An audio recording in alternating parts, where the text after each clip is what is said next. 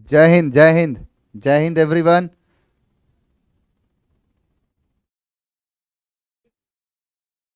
जय हिंद जय हिंद। चलिए, आवाज़ भाई काहे नहीं आवाज़ आएगा। मेरी आवाज़ ही मेरी पहचान है, अगर याद रहे तो। I welcome you all. मुझे पता है सभी बेकरार थे मेरी आवाज़ सुनने के लिए। कोई बात नहीं, आई वेलकम यू ऑल। सभी लोगों का स्वागत है इस खूबसूरत और बेहतरीन क्लास में। आज की क्लास में, आज जो टाइम पर जो क्लास थी वो नहीं हो पाई due to some technical circumstances, technical glances.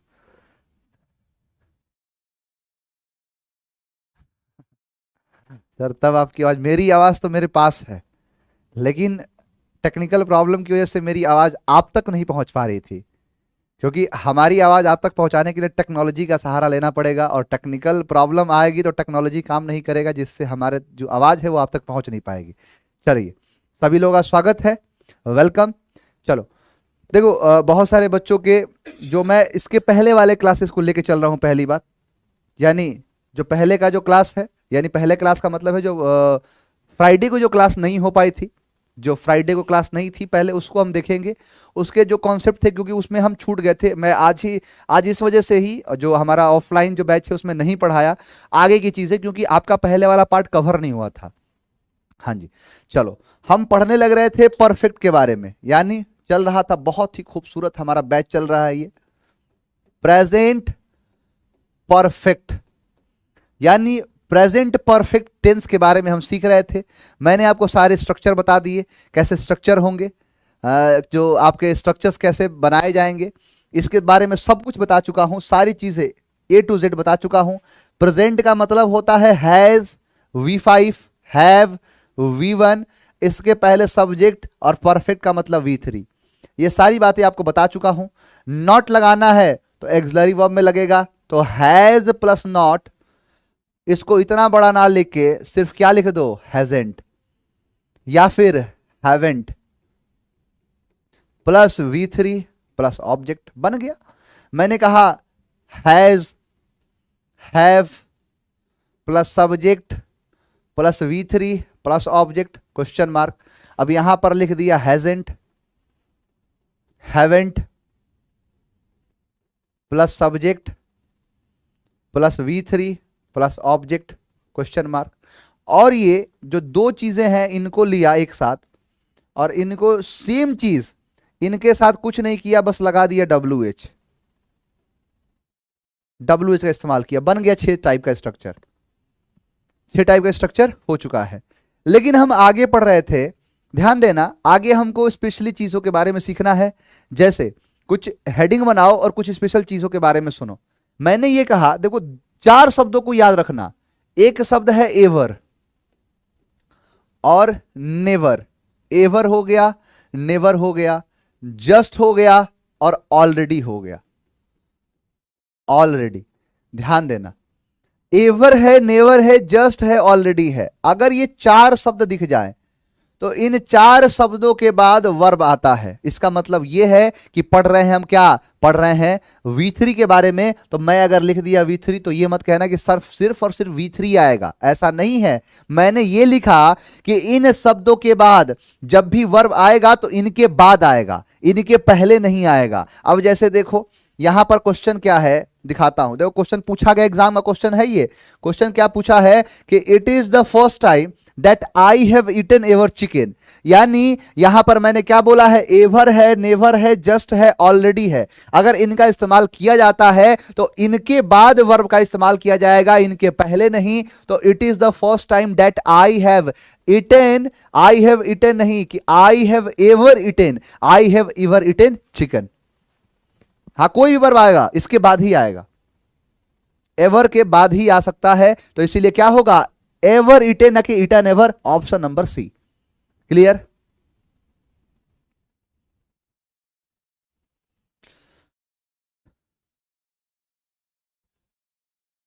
Clear है? आगे बढ़ते हैं। हाँ, 25 वही वाली क्लास, 25 नवंबर वाली क्लास के बारे में हम बात कर रहे हैं। नेक्स्ट देखो, they already have won the match. They already नहीं होगा, they have already won the match, यानी कि यहां पर ऑलरेडी का इस्तेमाल नहीं पहले किया जाएगा, और यही मैंने आपको बताया। ध्यान रखना, चार शब्द, एवर है, नेवर है, जस्ट है, ऑलरेडी है। Ever, never, just, already. इनके बाद क्या आता है? इनके बाद ही वर्ब आता है, इनके पहले नहीं। क्लियर? अब देखो, आपने गाने सुने होंगे, कुछ गाने ऐसे होते हैं, देखा है पहली बार साजन की आंखों में प्यार। अब पहली बार देखा, दूसरी बार क्या हो जाए? क्या दूसरी बार देखोगे तो प्यार नहीं दिखेगा? देखा है दूसरी बार साजन की आंखों में प्यार, देखा है हजारवीं बार साजन की आंखों में प्यार, नहीं होगा? बिल्कुल होगा। एक बार देखो, दो बार देखो, तीन बार देखो, बार बार देखो, मैं नहीं तो कौन, किसको देखोगे? बताओ, मैं नहीं तो कौन, कौन देखो, किसको देखोगे? तो ये जितने भी गाने हैं, इन गानों के इस्तेमाल में पहली बार, दूसरी बार, इन सारे शब्दों को बनाते हैं प्रेजेंट परफेक्ट टेंस में। इनका इस्तेमाल करेंगे प्रेजेंट में, परफेक्ट में, और उसके बाद टेंस बना देंगे। मैंने कहा कि जैसे अगर मैं बोलूं देखा है पहली बार साजन की आंखों में प्यार, तो इसको लिखोगे इट इज,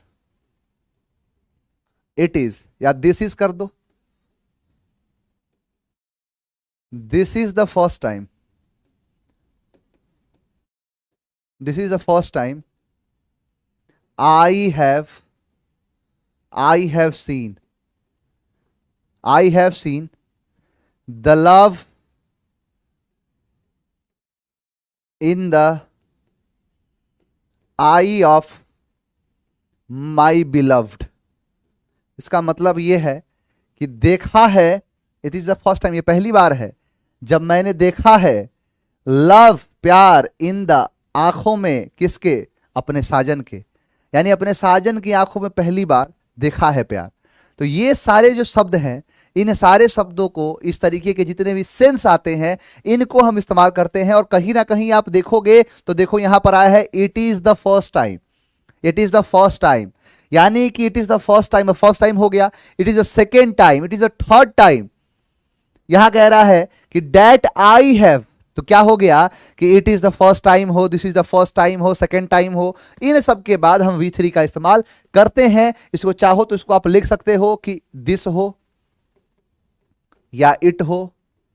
अब उसके बाद लिख दो इट इज द या दिस इज द। अब यहां पर करो फर्स्ट,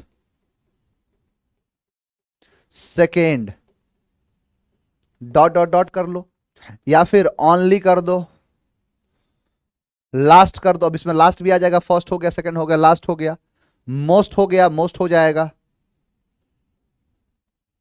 इसके बाद अब जो भी आप लगा रहे हो तो इसके कर दो सब्जेक्ट के बाद V3, V3 के बाद, सॉरी, सब्जेक्ट के बाद हैज हैव होगा ना, हैज या हैव प्लस V3, इसका इस्तेमाल किया जाएगा। अभी क्लास है बेटा, सर आपको ठंड नहीं लगता? ठंड कहां से लगेगा? अभी ठंड स्टार्ट कहां हुआ है? हाँ, this is the third time I have seen in the love of, the love in the I of my beloved, देखा है तीसरी बार साजन की आंखों में प्यार। ये सब इसी में आते हैं, ये सब के सब वही आएंगे। सर आप बहुत अच्छा पढ़ाते हो, आपकी क्लास में किसी गधे को भी इंग्लिश आ जाए। अच्छा, मेरा प्रयास भी वही रहता है कि गधा नहीं, एक कमजोर से कमजोर जो पहली बार जीवन में अंग्रेजी पढ़ रहा है उसको भी समझ में आए, कुछ इस तरीके से लेके चलना है। चलिए आगे देखो। मैंने कहा कि जब भी आपको ऐसी चीजों के बारे में बोलना हो कि पहली बार हो, दूसरी बार हो, तीसरी बार हो, इन सारी चीजों का इस्तेमाल हमेशा करते हैं V3 में। क्लियर? जैसे अगर मैं बोलूं कि क्या आपने कभी ताजमहल देखा है, तो कभी के लिए क्या आता है? एवर। कभी नहीं के लिए आता है नेवर। तो क्या आपने कभी ताजमहल देखा है, तो कैसे बनाओगे? Have you ever scene. अब देखो एवर के बाद क्या आया? सीन।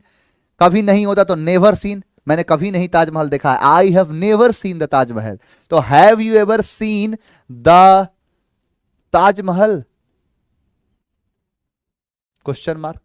अगर बोल जाए कि नहीं मैंने कभी नहीं देखा है ताजमहल को, तो लिखोगे कि I have never seen the Taj Mahal.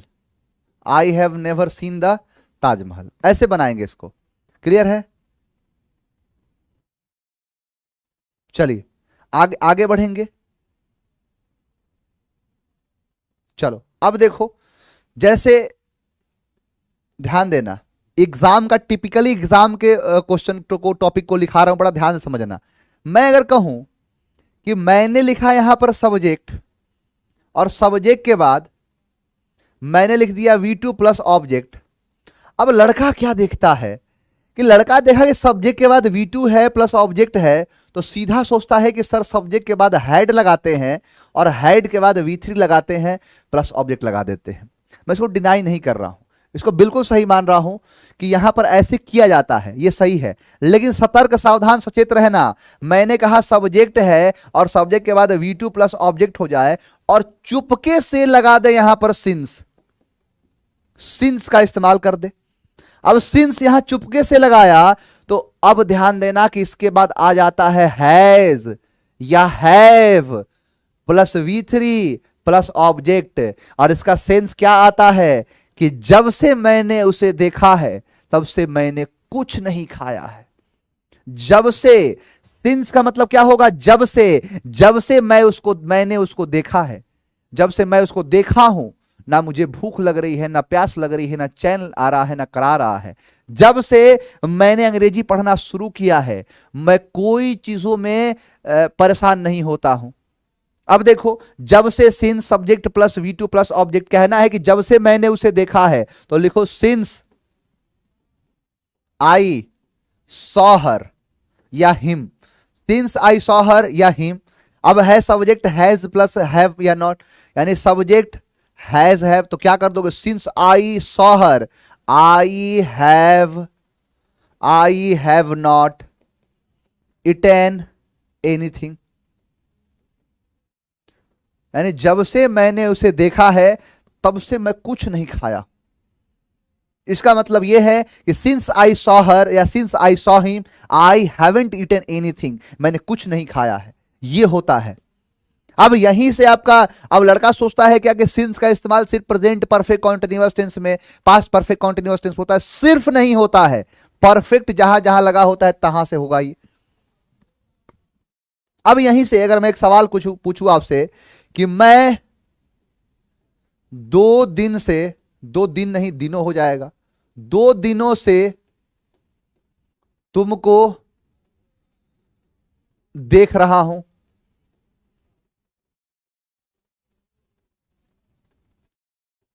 हूं, मैं 2 दिनों से तुमको देख रहा हूं। अब इसका लड़का अंग्रेजी क्या बनाएगा? तो लिखेगा कि आई एम, अब ये सीइंग लिख देगा, I am seeing you for 2 days। अब क्या है कि सी का सीइंग नहीं होता है, तो लिखेगा क्या? I see you for 2 days। या तीसरा क्या बनेगा कि I have seen you for 2 days। और लास्ट क्या होगा कि I have been seeing you for 2 days। अब बताओ, 4 सेंटेंस बना दिया। अब 4 सेंटेंस जो है, क्या चारों के 4 सेंटेंस ध्यान से देखो, और सबसे पहले मैं आपको जब प्रेजेंट कॉन्टिन्यूअस टेंस बता रहा था उस चीज को याद करो। मैंने बताया था सी का सिंग नहीं होगा, ये गया और ये गया, जो पढ़ा दिया हूं उसमें से तो गलत काट दो, या तो ये होगा या तो ये होगा, 2 तो सी का सिंग नहीं होगा, तो सी का सिंग नहीं होगा तो बच गए अब 2, या तो ये होगा या तो ये होगा। कभी भी सिंस और फॉर का इस्तेमाल प्रेजेंट, सिंपल प्रेजेंट में नहीं होता है, किसमें फिर होगा? तो हो जाएगा प्रेजेंट परफेक्ट टेंस में, प्रेजेंट परफेक्ट टेंस में अब किया जाएगा।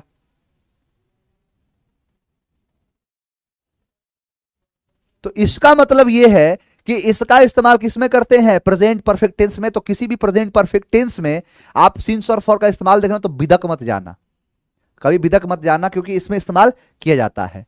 तो क्लियर है। तो देखो प्रेजेंट परफेक्ट टेंस में इससे ज्यादा नहीं होगा। और खास करके ध्यान रखना, जैसे कि I have ever seen, I have never seen, इन तरीके की चीजें क्वेश्चन पूछे जाते हैं एग्जाम में, कई बार पूछा गया है, इसको याद रखना। क्लियर है। अब ध्यान देना, मैंने आपको 3-4 चीजें कराई, फर्स्ट हो सेकंड हो। जैसे मैं पहली बार अंग्रेजी पढ़ रहा हूं, तो पहली बार अंग्रेजी पढ़ रहा हूं, तो यहां पहली बार मैं देख रहा हूं, मैं पढ़ रहा हूं, तो this is my first time I have read English, यानी कि दिस इज माई फर्स्ट, या मेरी पहली बार है, या पहली दफा है जब मैं इंग्लिश पढ़ रहा हूं। तो ये दिखाता है कि जब आप किसी भी चीज को पहली बार दूसरी बार दिखाते हो तब इसका इस्तेमाल करते हैं। क्लियर है। अब देखो ये रहा उस दिन की क्लास, ज्यादातर इससे ज्यादा नहीं हुआ था क्योंकि क्लासेस बढ़िया से चल नहीं पाई थी, तो ये उस दिन की क्लास है। और आज की क्लास को मैं बता देता हूं कि आज मैं ज्यादातर जब क्लास चला ही नहीं बढ़िया से, ऐसे ही लेट हो चुका था, तो मैं वन वर्ड सब्स्टिट्यूशन के क्वेश्चन कुछ कराए, उसको भी देख लो। कोई मतभेद नहीं है, हमारे ऑफलाइन में ऑनलाइन में बच्चे बोलते हैं कि सर आप ऑनलाइन वालों पे ध्यान नहीं देते हो, ऐसी बात नहीं है। सर अभी कितना क्लास बचा हुआ है प्रॉक्स, ये देखो मैं जनवरी में समाप्त कर दूंगा इसको, जनवरी में पूरा प्रैक्टिस करा के समाप्त कर दूंगा, क्योंकि अब लगभग वोकैबुलरी ही बचा है, ज्यादातर वोकैब का ही सेक्शन बचा है। टाइम एंड टेंस समाप्त जैसे हो जाएगा समझ लो कि ग्रामर पूरी तरह से समाप्त हो गया। अब हम एडवांस में चले जाएंगे। एडवांस का मतलब है कॉम्प्रिहेंशन, चीजों को लिखना, ये सारी चीजों के बारे में सीखेंगे। अब हमारा पूरा वोकैबुलरी चल रहा है, और वोकैबुलरी में सबसे ज्यादा डिमांड है OWS का, वन ऑफ सब्स्टिट्यूशन का। ध्यान देना, यहां कह रहा है कि the study of ancient societies, यानी जो प्राचीनतम सोसाइटीज के बारे में स्टडी करने को क्या कहते हैं। तो जो पहले की चीजें हैं, जो हमारी पुरातात्विक चीजें हैं, पुरानी चीजें हैं, उनको स्टडी करने के लिए जो चीजों को कहते हैं, यानी उसकी स्टडी को क्या कहा जाता है। देखो हिस्ट्री का मतलब होता है कि जो पास्ट में चीजें हो चुकी हैं उनके बारे में अध्ययन करने को हिस्ट्री कहलाता है। लेकिन एंथ्रोपोलॉजी का मतलब, देखो एंथ्रोप का मतलब होता है मैनकाइंड, लॉजी का मतलब होता है स्टडी, यानी कि जब मानव जाति पर जो हो गई साइंसों के बारे में पढ़ते हैं, मानव जाति के साइंस को पढ़ा जाता है, उसको एंथ्रोपोलॉजी कहते हैं। एटनोलॉजी का मतलब ही होता है मानव से संबंधित चीजों के बारे में पढ़ना। आर्कियोलॉजी कहलाता है, आर्कियोलॉजी का मतलब है कि जो पुरानी चीजें हैं, पुरातात्विक चीजें हैं, उनको कहा जाता है क्या, आर्कियोलॉजी। क्लियर है। आगे बढ़ जाओ, यहां देखो स्टडी ऑफ मैनकाइंड आ गया ना, मैनकाइंड, तो मैनकाइंड के लिए एक शब्द आता है एंथ्रोप, लॉजी का मतलब हो गया स्टडी, ऑप्शन डी। बिना सोचे ऑप्शन राइट करो, बिना सोचे। एंथ्रोपोलॉजी जैसे सब्जेक्ट भी है एक, मैनकाइंड पर पढ़ने का एंथ्रोपोलॉजी सब्जेक्ट होता है। अब book containing summarised information of all branches of knowledge, dictionary तो वर्ड का होता है, एंथोलॉजी तो होगा नहीं। इनसाइक्लोपीडिया कहा जाता है। यहां है डायरेक्टरी जो फोन में होता है उसको कहते हैं फोन डायरेक्टरी का नंबर। क्लियर। तो ये क्या कहलाता है, एनसाइक्लोपीडिया। एनसाइक्लोपीडिया का मतलब होता है कि जहां पर हर चीजों के बारे में इंफॉर्मेशन मिल जाए उसी को क्या कहते हैं, एनसाइक्लोपीडिया, यानी कि वो हर चीजों के बारे में इंफॉर्मेशन रखा रहता है। Medical study of the skin and diseases, ध्यान देना, स्किन जोड़ दिया, स्किन के लिए एक रूट वर्ड कराया हूं डर्मा। अब जिस ऑप्शन में डर्मा होगा उसका आंसर कर देंगे। अब देखो ये क्या है, डर्मा, आ जाओ आंसर है ये, बिना सोचे आंसर करो और किसी चीजों में सोचो ही मत, जो आंसर होना है उसका एक तरीका निकाल लो, उस तरीके से आंसर कर दोगे। अब डर्मा क्या है, स्किन के लिए, तो जिस ऑप्शन में होगा उसको राइट करेंगे। नेक्स्ट देखो यहां कहता है the study of ancient civilization, same वही चीज है, प्राचीन सिविलाइजेशन के बारे में पढ़ने वाले को क्या कहते हैं, आर्कियोलॉजी। एथनोलॉजी नहीं होगा, सेम वही सब तो आ गया, फिर से ऑप्शन सेम हो गया, हो जाएगा बेटा, हो जाएगा। जो चीज नहीं हुआ है उसको कंप्लीट करा के ही दम लूंगा, इसी तो बोलो जनवरी तक। The art of preserving skin of animals birds and fish, ध्यान दो स्किन आया। अब जिस ऑप्शन में देखो कि जिसमें डर्मा लगा है बिना सोचे आंसर करो, यानी देखो इसमें है डर्मा, इसमें है आंसर है, और किसी में नहीं है, छोड़ दो। सिस्मो का मतलब होता है अर्थक्वेक से संबंधित, भूकंप से संबंधित, जैसे सिस्मोलॉजी होता है उसके बारे में पढ़ना, सिस्मोग्राफ होता है उसके ग्राफ को लिख देना, तीव्रता कितनी है वो दिखाता है सिस्मोस के लिए। क्लियर। आगे बढ़ो, नेक्स्ट देखो science of the races of mankind, यानी मैनकाइंड के रेस को समझना। जैसे आप जानते होंगे कि हमारा शरीर सेल से बना हुआ है, सेल के अंदर होता है न्यूक्लियस, न्यूक्लियस के अंदर होता है क्रोमोजोन, यानी क्रोमोजोन्स होते हैं, और इस क्रोमोजोन के अंदर देखोगे तो आपको मिलेगा डीएनए। डीएनए मिलेगा, और इस डीएनए के अंदर होता है न्यूक्लियोटाइड, और न्यूक्लियोटाइड के अंदर होता है जीन, और इसी जीन के बारे में अध्ययन करने वाले को जीनियोलॉजी कहते हैं। क्योंकि क्या है, ये जीन को दिखाता है। अब जैसा जो जीन होगा वैसा ही वो व्यक्ति का आकार होगा, वैसा रेस होगा, वैसे। अब कास्ट वास्ट तो सब बाद में बनाया जाता है। हाँ होगा बेटा, कहां वो कैब बंद कर दिया हूं, वो कैब ही तो कराना है, अब डेली वही चलेगा कुछ दिनों तक। नेक्स्ट देखो, नेक्स्ट है कि one who hides away on a ship to obtain the free passage, यानी एक व्यक्ति जो कहीं पर क्या होता है कि चल जाता है, कहां पर, किसी शिप पर, किसी एरोप्लेन पर, तो ऐसे जगहों पे जो जाता है और वो चुप्पे चोरी चला जाता है, किसके लिए, कि वो फ्री पासेस ले सके, यानी फ्री में जा सके, उसको कहते हैं स्टो अवे। एक मूवी थी अभी हाल फिलहाल की, एक मूवी है कि जो सिद्दत, एक मूवी है सिद्दत में लास्ट सीन जो देखा होगा आपने, कि वहां दिखाता है कि वो चुपचाप एक एरोप्लेन के अंदर बैठ के जाना चाहता है और बैठ के चला जाता है, तो उसी को कहते हैं स्टो अवे। स्विप राइट को होता है जो बनाने वाला, स्टोकर उसको स्टोक करने वाला, कंपोजिटर तैयार करने वाला, कंपोजिट करने वाले कंपोजिटर होते हैं। क्लियर। नेक्स्ट देखो, दैट स्टडी ऑफ बर्ड, यानी चिड़ियाओं के बारे में जो स्टडी करता है उसको क्या कहते हैं। याद करो वो दिन जब कराया था, ओरनी मोरनी मोरनी ओरनी, यानी ओरिंथोलॉजिस्ट। बिना सोचे आंसर करो, ओरनी से याद आएगा ना, मोरनी वाला याद हो गया। नेक्स्ट देखो, साइंस ऑफ डिसीजेस। अब डिजीज के जो साइंस है, यानी रोग का जो है, उसको पैथो कहते हैं। तो पैथोलॉजी, पैथोलॉजी क्या दिखाता है, कि जो जहां पर रोग को पहचानना सिखाया जाता है, कैसे रोग क्या हो जाए तो क्या समझो, कब हो जाए तो उसको ये समझना चाहिए कि टाइफाइड हो गया है, बुखार हो गया है, जॉन्डिस हो गया है, ये सब दिखाता है। या फिर जांच कैसे किया जाता है, अब मान के चलो किसी का खून निकालना है, अब खून सिरिंज में इंजेक्शन जो है उसमें पानी भर लिया, उसके बाद लगा के उसमें डाल रहा है, खींच रहा है, तो ये जो तरीका होता है कि ये सिखाया जाता है कैसे आपको जांच पहचान ये चीजें करनी है, उसको पैथोलॉजी कहते हैं।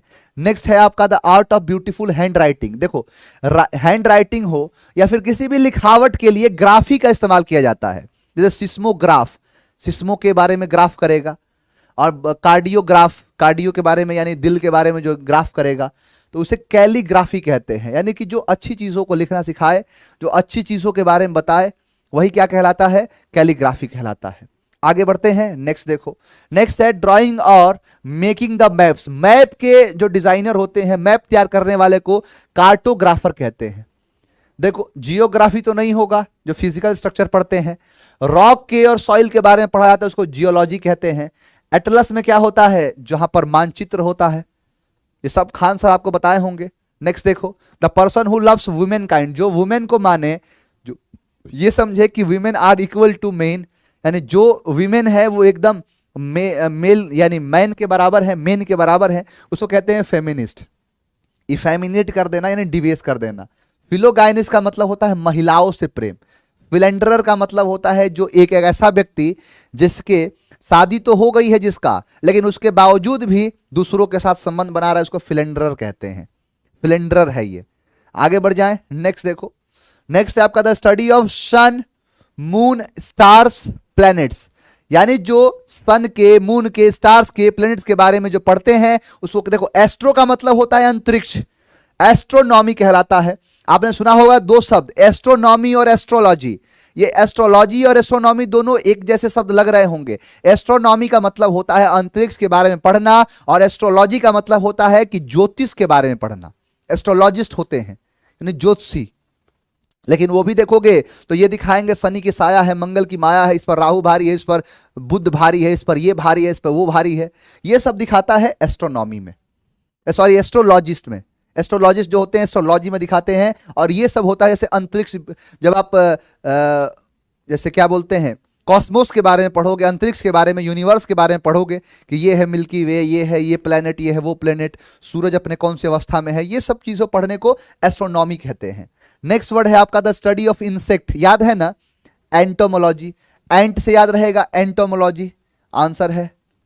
थियो मतलब हो गया गॉड से, एंथ्रोप मतलब मैनकाइंड, ये सब दिखाते हैं। एंटोम कराया था, एंटोमोलॉजी। आगे बढ़ जाओ, नेक्स्ट देखो द स्टडी ऑफ एनिमल्स। अब एनिमल के लिए क्या आता है, जू और लॉजी स्टडी हो गया जूलॉजी, वह जो पढ़ता है जूलॉजिस्ट कहलाता है। क्रू मेंबर्स होते हैं। बॉटनी जंतु विज्ञान, जंतु नहीं जो पेड़ पौधे हैं, पेड़ पौधों के बारे में पढ़ना। क्लियर। आर्कियोलॉजी का मतलब होता है कि जो पुरातात्विक विभाग होते हैं, यानी पुरातात्विक जो चीजें होती हैं उनके बारे में।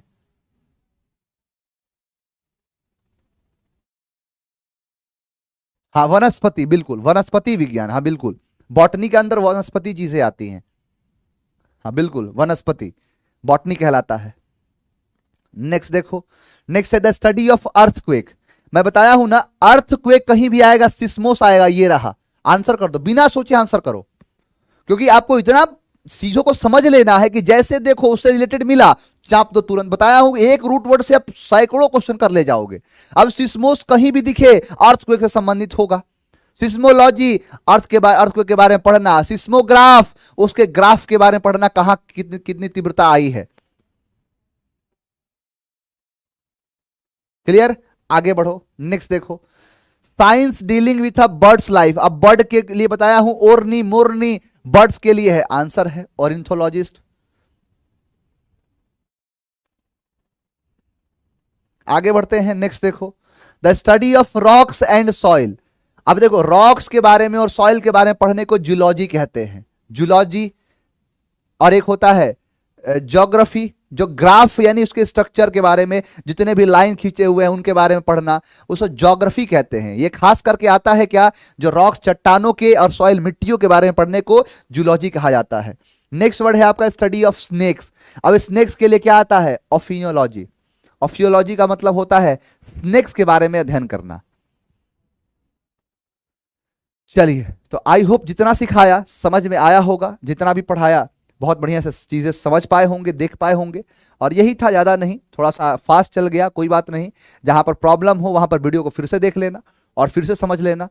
और इसी तरीके से अभी बहुत कुछ बाकी है बेटा। अभी तो मेन चीज है कि आपको मैं पूरा तैयार कर दिया हूं, लेकिन अब जैसे जो हीरा होता है उस हीरे की चमक आखिरी चोट निकालती है। अब आपको मैं हीरा का एक ढांचा दे दिया हूं, लेकिन अब आपको आखिरी चोट मारूंगा, आखिरी चोट लगाऊंगा, जिसकी वजह से आपके अंदर से लाइट तैयार हो, आपकी चमक निकले। हाँ, आज की क्लास जो 4 PM पर नहीं हो पाई उसका रीजन ये था कि जो टेक्निकल प्रॉब्लम थी, जो माइक था, माइक का कनेक्शन आप तक नहीं पहुंच रहा था, यानी आवाज आप तक नहीं पहुंच रही थी। Thank you very much, good night, सबा खैर, टेक केयर, खुश रहिए, आबाद रहिए। Thank you very much for attending this live session. कल हमारी मुलाकात होगी 4 बजे से ही, और 4 बजे ध्यान रखना कि कल मैं आपसे टेस्ट लूंगा। पहले मैं बता देता हूं, आप लोग का टेस्ट चलेगा और टेस्ट की सीट मैं पहले अपलोड कर दूंगा और उसको आपको लगाना है। तो थैंक यू वेरी मच, जय हिंद।